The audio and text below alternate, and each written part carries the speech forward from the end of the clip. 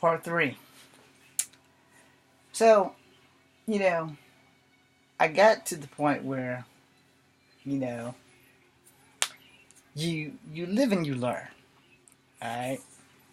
And the things I've learned about myself is, you can hone your skills or you can let them go by the wayside. I never stopped training until I physically couldn't, you know. And now I can train again, just not hard. I can't do wushu anymore. So that's like not an option. But, freaking, there's a lot of things in training that you have to understand. You have to understand how to implement your training because it's very important that you know what works, what doesn't work, when you can use it, how you can use it, why you can use it. Now, in those incidences, these guys never came back for me with a knife or a gun. Because back in the 90s, we had this thing called honor and we had this thing called respect. And 9 times out of 10, if you got your ass beat, you go back for a rematch, but you didn't come back with a fucking knife or a gun. Because we considered you to be a punk bitch or a coward.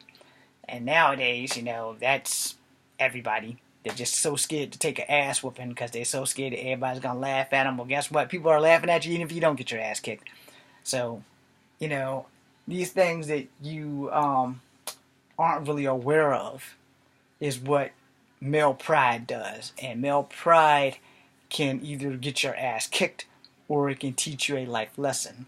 I'm one of the people that it's taught me more life lessons than anything else. I have only a few people that I have fought to a draw and their lives have been saved by my father or by somebody else because of something else. Now, when you get into a fight, all right, let's keep this shit real. When you get into a fight, you need to know something. It's a high probability that you are not going to win. It really is. It is a high probability. 2 things happens in a fight besides punches and kicks. Something that these martial art channels forget to tell you all. So I'm going to tell you all because I've experienced it. First, you got 8 million things running through your mind in 40 seconds or less. Second, most fights only last 3 to 5 minutes in an uncontrolled environment. They last 3 to 5 minutes in a controlled environment because you guys are getting paid to stay awake. Alright? So if we're in a boxing match, I have 3 5-minute rounds, or I have 5 3-minute rounds, or however that works. Alright? And you know that going in. Okay? Now, here's where the clusterfuck comes in. That was like perfect timing.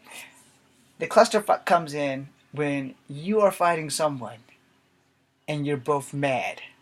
Right? You're both mad as hell, and that's what generally leads to fights in the first place.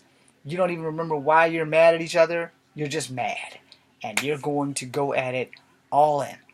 Balls to the walls. You're going all in, and so you're like, all right, this is how this is gonna work.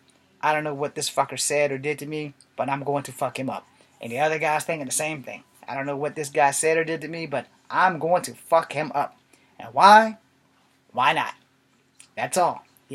Male bravado, male pride, somehow or another, somebody got something twisted, and now everybody wants to fight. Alright? It's acceptable.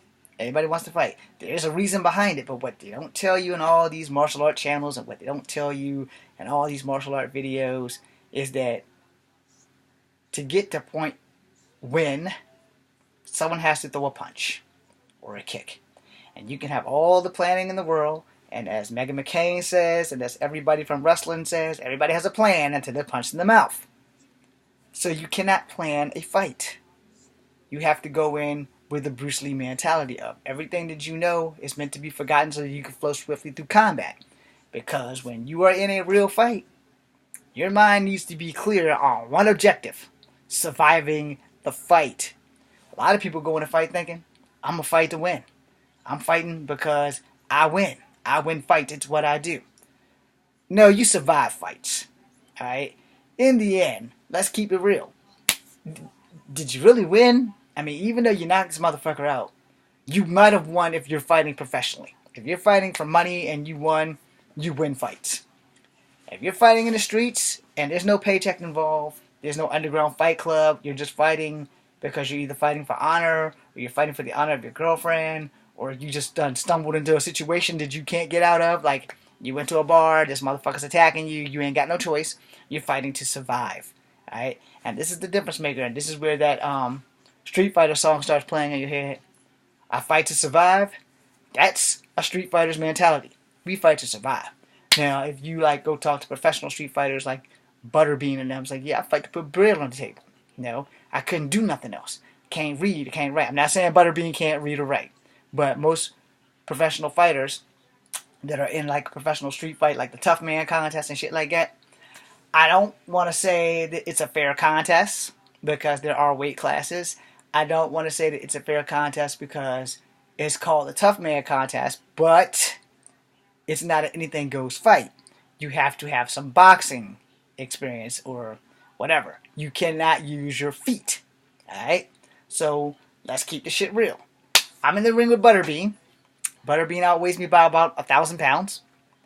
I'm 5'3", Butterbean's easily 5'8", 5'9", 6 feet tall. Butterbean's a big dude. No. They're not going to put me in a ring with Butterbean.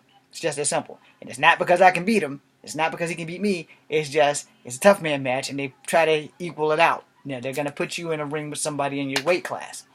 And if that person is a dominant fighter, you're going to sleep. Simple as that. Now the thing about the Tough Man contest is that you are not allowed to use your feet. How can it be considered a Tough Man contest when you can only fight in the regulated style, which is just boxing? Two things you got to understand about fighting. There are many types of fighters. That's the first thing. And the second thing, you are the best fighter when you fight your own fight in your own element. Alright? Not too many street fighters transcend into boxing very well. It doesn't happen like that.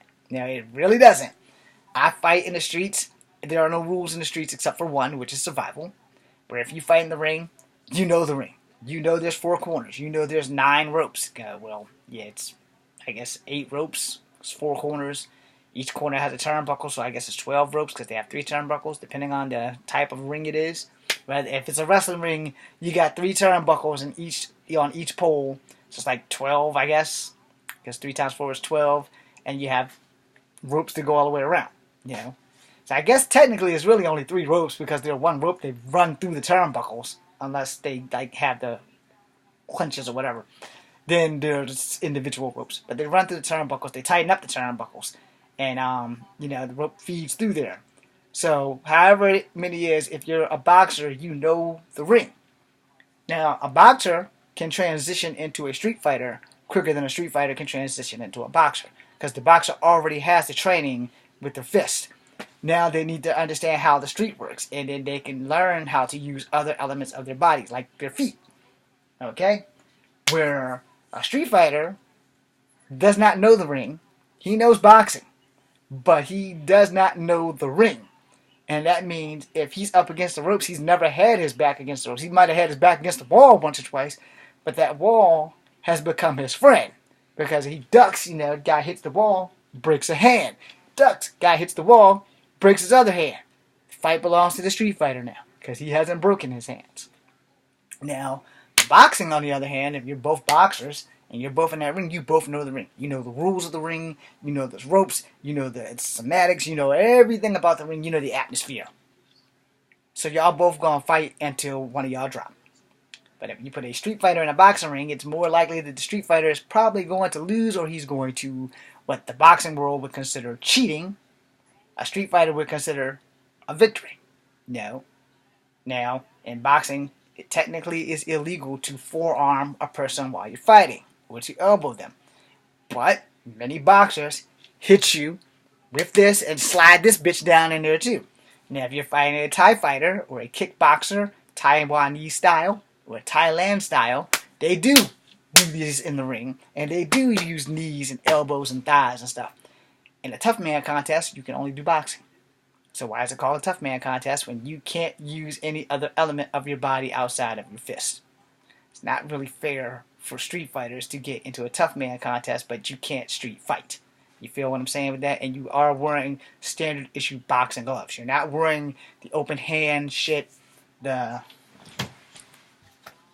skull gloves. You're not wearing these. You're straight wearing boxing gloves. That's it. You're not wearing anything else. Your hands are taped, but you're not wearing anything else. You're just straight boxing. But it's a tough man contest. So that basically just proves that you can take a beating. Now, if you can take a beating for yay so many rounds and wind up knocking the guy out with one hit, good for you. Now, a martial artist does not transcend into boxing very well. Where a boxer or a wrestler can transcend into martial arts very well because they know the ring. But with wrestling is basically, I'm going to say this and people are going to get mad. I'm going to be mad because it's kind of the truth, if not the truth. Wrestling is the ultimate form of martial arts because you get to do everything. You get to suplex people, you get to punch people, you get to kick people, you get to spinning back kick. I mean, you can use martial arts in the wrestling ring. So, yeah. And martial art, if you see certain kicks in wrestling, they're adapted from martial art kicks. So you can do that shit in the ring.